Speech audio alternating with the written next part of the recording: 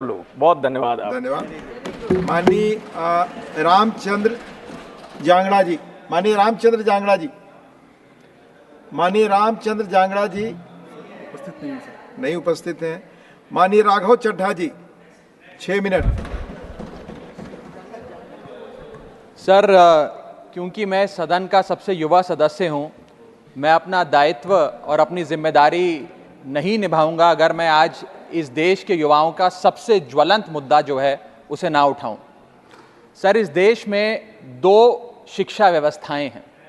एक शिक्षा व्यवस्था है अरविंद केजरीवाल जी की शिक्षा व्यवस्था, जिसमें दिल्ली में वर्ल्ड क्लास स्कूल बनाए गए, बढ़िया करिकुलम, क्वालिटी एजुकेशन दी गई और एक शिक्षित भारत का, शिक्षित राष्ट्र बनाने का सपना लेकर आम आदमी पार्टी, अरविंद केजरीवाल जी आगे बढ़े।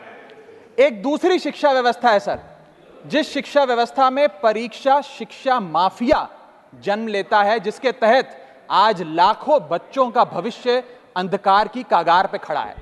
मैं बात कर रहा हूं नीट यूजी और यूजीसी नेट की, जिसमें कुल मिलाकर करीब 35 लाख बच्चों का एग्जामिनेशन हुआ। हमने देखा, देश भर में देखा कि कैसे उस एग्जामिनेशन को पेपर लीक हुए, क्या उसमें माफियाओं का राज रहा और कैसे इन 35 लाख बच्चों का भविष्य आज अंधकार की कागार पे खड़ा हुआ है। वो 35 लाख बच्चे आज इस संसद टीवी को देख रहे हैं इस उम्मीद से कि शायद उनके अधिकारों की, उनके हकों की बात होगी। भारत देश एक बहुत युवा देश है। भारत की 65% आबादी 35 साल से कम आयु की है। मैं आपको बताना चाहूंगा कि इस दुनिया के सबसे युवा देशों में भारत आता है, जहां जापान की पॉपुलेशन की औसत उम्र 50 साल है, इटली की 48 साल है, जर्मनी की 46 साल है, यूनाइटेड किंगडम की 40 साल है, चीन की 40 साल है। जहां विकसित देश बूढ़े होते जा रहे हैं, भारत देश जवान हो रहा है। भारत की औसत उम्र आज मात्र 29 साल है। लेकिन हमने इस युवा भारत के लिए किया क्या? मैं आपको बताना चाहूंगा कि भारत में दुनिया की सेकेंड हाईएस्ट स्टूडेंट पॉपुलेशन है। अगर आप प्राइमरी, सेकेंडरी और हायर एजुकेशन को जोड़ लें तो कुल मिलाकर 31 करोड़ आबादी भारत देश की स्टूडेंट्स कहलाती है, यानी कि पढ़ाई लिखाई का काम करते हैं। लेकिन उन युवाओं के लिए हमने किया क्या? मैं बताना चाहता हूं कि इस व्यवस्था ने, सरकार ने उन लोगों के लिए क्या किया। 2 आईपीएल हैं सर इस देश में। एक आईपीएल है जिसमें गेंद और बल्ले का खेल होता है, जिसे कहते हैं इंडियन प्रीमियर लीग, और दूसरा आईपीएल है जिसमें युवाओं के भविष्य के साथ खेल होता है, जो है इंडियन पेपर लीग। और आज मैं उसकी पूरी सूची लाया हूं कि कैसे युवाओं के भविष्य को सिक्योर करना तो छोड़िए, उसे बर्बाद करने का काम किया गया। और उस सूची में मैं नाम पढ़ के आपका ध्यान आकर्षित करना चाहूंगा कि क्या क्या हमने अपने देश के युवाओं को दिया है। पहला, व्यापम स्कैम। दूसरा, यूजीसी नेट पेपर लीक। तीसरा, Telangana secondary school certificate examination Hindi paper leak. Assam HSC-LC general science paper leak. Uttar Pradesh लेखपाल recruitment exam paper leak. Rajasthan forest guard recruitment exam paper leak. Bihar public service commission exam paper leak. Gujarat head clerk exam paper leak. SSC CGL exam paper leak. UP TET exam paper leak. Rajasthan university paper leak. UP PSC paper leak. Maharashtra HSC exam chemistry paper leak.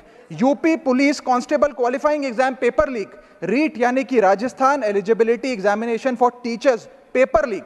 Haryana police constable exam paper leak. Himachal Pradesh police constable exam paper leak. Railway recruitment board group D exam paper leak. Orissa teacher eligibility test paper leak. Assam police recruitment exam paper leak. Bihar board का 10वीं कक्षा का भी examination paper leak. Telangana SSC exam paper leak. Karnataka SSC-LC exam paper leak. Delhi university law entrance exam paper leak. Jamia Millia Islamia entrance exam paper leak. UP board exam mathematics और bio का paper leak. Rajasthan teacher recruitment exam paper leak. और इस साल का NEET का 2024 का paper leak. माननीय राघव चड्ढा जी, ये ऑथेंटिकेट करके आप यहाँ मैं दूंगा सर, सारी रिपोर्ट दूंगा। थैंक यू सर, आज हम अपने देश के युवाओं को एक अच्छी शिक्षा व्यवस्था नहीं दे पाए, नौकरियां नहीं दे पाए, बेरोजगारी चरम पर है, ऑर्गेनाइज सेक्टर की बेरोजगारी चरम पर है और अनऑर्गेनाइज सेक्टर की तो आंकड़ों की क्या बात करी जाए। सर मैं इन स्टूडेंट्स की पीड़ा इसलिए भी समझता हूं क्योंकि मैं खुद स्टूडेंट रहा हूं। इस देश की सबसे one of the most competitive examination chartered accountancy को क्लियर कर कर यहां पहुंचा हूं सर। मुझे पता है कि क्या पीड़ा होती है जब सालों की आपकी मेहनत पर पानी फिर जाए, क्योंकि एक एग्जामिनेशन, एक पेपर लीक हो जाता है, तब सिर्फ दिल नहीं टूटता, विद्यार्थी, एक इंसान पूरा टूट जाता है, उसका मनोबल टूट जाता है। आज उस मनोबल को हमें सबको मिलकर एड्रेस करने की आवश्यकता है। और आज मैं उन युवाओं की ओर से नीट से संबंधित उन 35 लाख स्टूडेंट्स की ओर से सरकार से 5 सवाल पूछना चाहूंगा। और वो पूछने से पहले ये बताना चाहूंगा कि एनटीए, जो जिसे नेशनल टेस्टिंग एजेंसी का नाम देके जिसका गठन किया गया था कि वो युवाओं के भविष्य के लिए कुछ कारगर कदम उठाएगी, एक ट्रांसपेरेंसी से एग्जामिनेशन कराएगी, उस एनटीए का फुल फॉर्म आज नो ट्रस्ट एनीमोर हो गया है।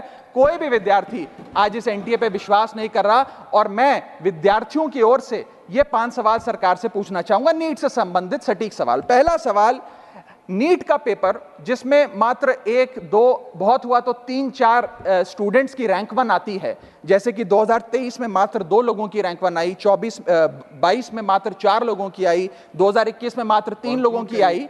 जब इतने कम स्टूडेंट्स की रैंक 1 आती है, तो इस साल 2024 के नीट के पेपर में कैसे 67 बच्चों की रैंक 1 आ गई, जबकि फैकल्टी और टीचर्स ये मानते हैं कि बहुत मुश्किल पेपर था। सर मेरी पार्टी का समय बचा हुआ है सर, प्लीज मेरे को 2-3 मिनट दे दीजिए। नहीं सर, 4 मिनट 5 मिनट भी नहीं हुए सर, वक्त दे दीजिए please. Conclude with in sir 1 minute conclude, otherwise I will move.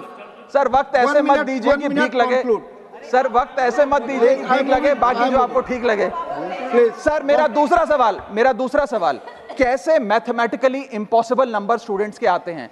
इस एग्जाम में या तो 720 नंबर आएंगे जिसके सारे जवाब सही हैं, और अगर एक भी गलत हो गया तो आप 715 नंबरों पे आ जाएंगे। इस 715 और 720 के बीच में किसी के नंबर नहीं आ सकते, लेकिन इस बार ग्रेस मार्क्स देकर 717, 718, 719। और आखिरी सवाल, मेरा आखिरी सवाल, मैं समाप्त कर रहा हूं सर। इस बार जो इस नीट एग्जाम के नतीजे 14 जून को आने थे, उसको 10 दिन पहले कर दिया गया। हम देखते हैं कि नतीजों में देरी अक्सर होती है, लेकिन 10 दिन पहले चुनावों के शोर के नतीजों के शोर में 4 जून को नीट एग्जाम के नतीजे लाए गए। क्या मकसद था? क्या माननीय सांसद, धन्यवाद सभापति महोदय। मान्यवर सांसद जी ने जो ग्रुप डी एग्जाम रेलवे के बारे में कहा है, वो फैक्चुअली इन्होंने इनकरेक्ट कहा है, सदन को मिसलीड कर रहे हैं। मैं फैक्चुअल पोजीशन आपको बना देता हूं। Group D exam sir, group D exam 191 cities, 551 centre,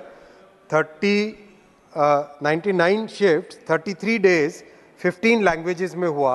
1,11,00,000 applicants ने एग्जाम दिया, और बिना कोई कहीं पर एक भी सिंगल शिकायत के टोटल रेलवे ने 1.5 लाख लोगों को अपॉइंटमेंट दिया है।